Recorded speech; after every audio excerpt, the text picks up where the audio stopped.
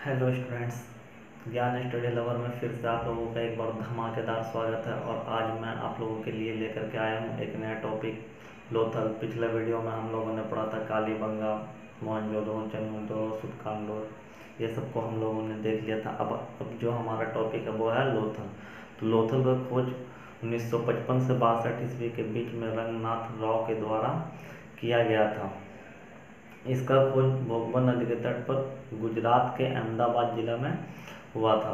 और यहाँ से बहुत सारे अवशेष मिले हैं जो काफ़ी इम्पोर्टेंट है। हर एग्ज़ाम में इससे क्वेश्चन पूछे जाते हैं और इसे छोड़ना उचित नहीं है।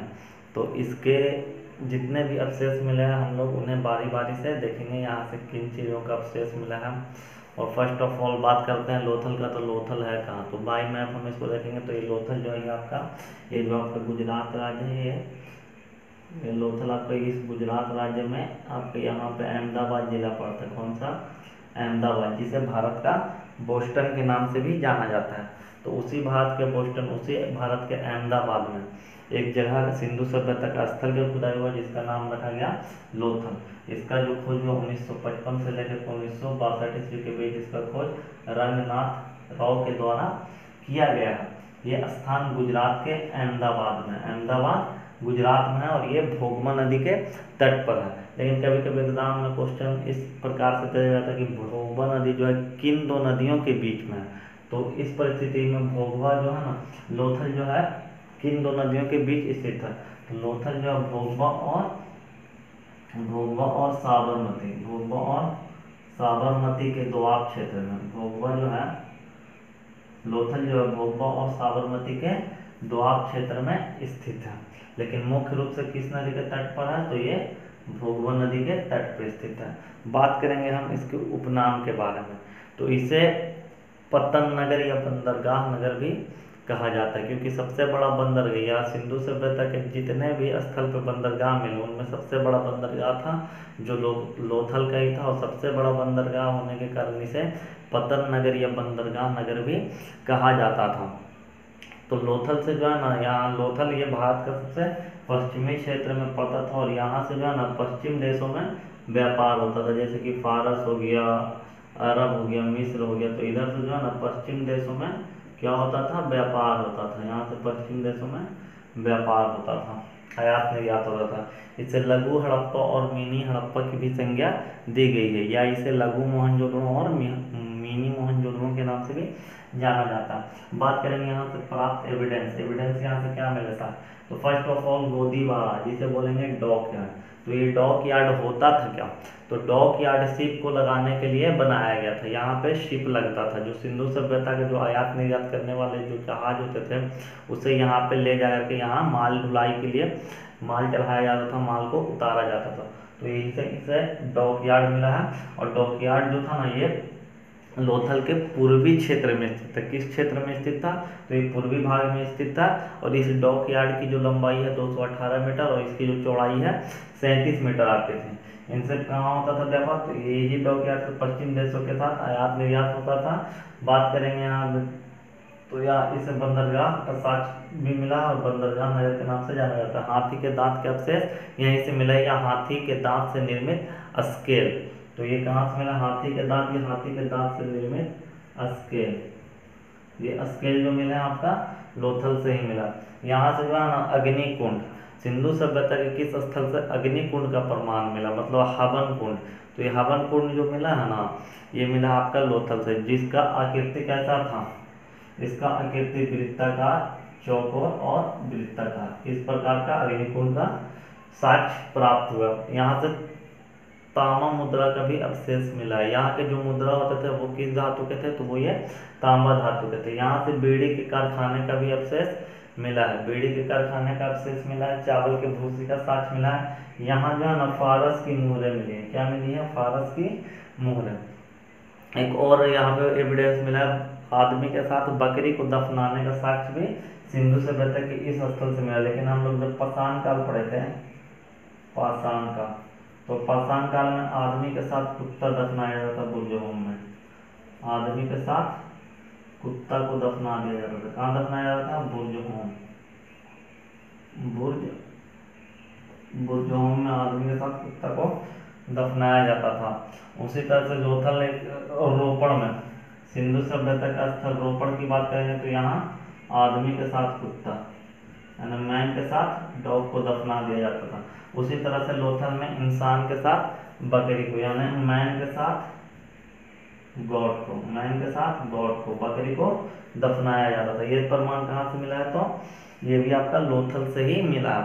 और यहाँ पे एक और खास बात यह था कि यहाँ पे जो युगल सावधान था, जैसे हड़प्पा में क्या था, हड़प्पा में लोगों को दफनाने की केवल और केवल लोगों को दफनाया जाता था, मोहनजोदड़ो में लोगों को जलाया जाता था। लेकिन सिंधु सभ्यता का एकमात्र स्थल लोथल था जहाँ लोगों को दफनाया भी जाता था और लोगों को गाड़ा भी जाता था। लेकिन दफनाने का जो विधि था, वहाँ पे लाशों का जो सर होता था, शवों का जो सर होता था वो पूरब की ओर और पैर जो होता था पश्चिम की ओर होता था। ठीक है ना। तो यहाँ पर हम लोग देखेंगे, यहाँ से ऐसे चित्रित मृद भांड का भी मिला, चित्रित मृद भांड जो पंचतंत्र की कहानी को व्याख्या करता है। पंचतंत्र की कहानी, जो पंचतंत्र के लेखक विष्णु शर्मा के द्वारा लिखा गया है पंचतंत्र, और इसी में एक कहानी है चलाक लोमड़ी की, या चतुर लोमड़ी की। डाल के ऊपर कौवा बैठा होता है और नीचे लोमड़ी रहती है रोटी के लालच में, और कौवे को गाना गाने बोलती है, जिसमें कौवा गाना गाने के दौरान रोटी नीचे गिरा देता है और लोमड़ी रोटी खा जाता है। तो यही चलाक लोमड़ी की कहानी को इस में दर्शाया गया, चित्रित मृद भांड पे, जो मिट्टी का जो भांड होता था ना, उस पर इसी कहानी को दर्शाया गया। चावल एवं बाजरे पर दो मुंह वाले राक्षस का चित्रांकन भी आपका यहीं से मिला। सबों को पूरब पश्चिम की ओर दफनाया जाता था। युगल सावधान के साक्ष्य, यहाँ पे युगल सावधान मतलब स्त्री पुरुष को भी एक साथ दफनाने का भी प्रमाण मिला। यहाँ से कलश सावधान, लोगों को एक पॉट में करके दफना दिया जाता था, इसे कलश सावधान कहा जाता था। यहाँ पे जलाने एवं गाड़ने दोनों की प्रथा थी। उसके बाद हम बात करेंगे लकड़ी के अन्नानागार। यहाँ से जो अन्नानागार मिले हैं लकड़ी के, हड़प्पा से सबसे अधिक अन्नानागार मिले हैं, हड़प्पा से, वहाँ से 6 अन्नानागार मिले हैं जिनका आकार लगभग समान था, 15 मीटर बाई 7 मीटर। और जो सबसे बड़ा अन्नानागार मिला है सिंधु सभ्यता का, वो आपका मोहनजोदड़ो से मिला है, जिसका आकार था 45 मीटर लंबा और चौड़ा था 15 मीटर। लेकिन लकड़ी का अन्नानागार कहाँ से मिला है? तो वो आपका लोथल से मिला है, लोथल से मिला है। यहाँ के लोग जो है ना माप तौल से परिचित थे, माप तौल से परिचित थे। यहाँ के लोग माप तौल का अनुपात जो होता था 16:1 के अनुपात में रहता था, जो कि इसका गुना हो जाएगा 16, 32, 64, 320 etc बहुत हो जाएगा इसको गुना करेंगे तो। फिर उसके बाद जो यहाँ पे माप तौल का जब से होता ना, तो सिंधु सभ्यता के लोग माप तौल से परिचित थे। ये कहाँ से पता चलता है? तो लोथल से। यहाँ से तराजू का पल्ला वगैरह भी आपका मिला, तराजू का पलड़ा वगैरह। और सिंधु सभ्यता के जितने भी स्थल थे, जैसे मोहनजोदड़ो, हड़प्पा, तो यहाँ पे जो जो गेट होता था, घर का जो मुख्य दरवाजा होता था, वो मेन रोड के तरफ ना खुल करके लोग पीछे के तरफ खोलते थे। लेकिन सिंधु सभ्यता का लोथल एकमात्र ऐसा शहर था जहाँ पे घरों के दरवाजे फ्रंट पे खुलते थे, मेन रोड की ओर खुलते थे। तो ये भी मैं यहाँ पे लिख रहा हूँ, दरवाजा यहाँ पे जो होता था मुख्य सड़क की ओर खुलते थे। तो यहाँ पे मैंने लोथल आपको करा दी। यहाँ से जो भी अवशेष पूछे जाएंगे, ये आपका VVI अवशेष है। अब तक जितने भी एग्जाम में पूछे गए हैं सब मैंने यहाँ पे क्लियर करा दिया। जितना भी प्रीवियस एग्जाम में मैंने क्वेश्चन उठा के देख लिया था कौन कौन से क्वेश्चन पूछे गए, तो आपको इसमें से VVI डॉकयार्ड का साक्ष्य ये भी मिल जाएगा। आपका बंदरगाह है तो VVI है ही है। फिर आपका ताम्र मुद्रा बीड़ी का कारखाना, ये सब आपका VVI है। फारस की मोहरे का अवशेष, ये भी पूछता है एग्जाम में। फिर आपका पूछा चित्रित मृद भांड, सबसे यानी युगल सावधान पूछ लेगा आपको।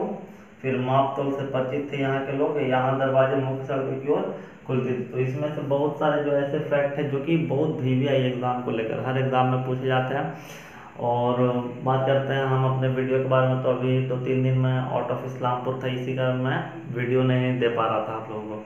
तो अब मेरा वीडियो कंटिन्यू आएगा, आप लोग हमारे चैनल के साथ जुड़े रहें। तब तक के लिए धन्यवाद। जय हिंद, जय भारत।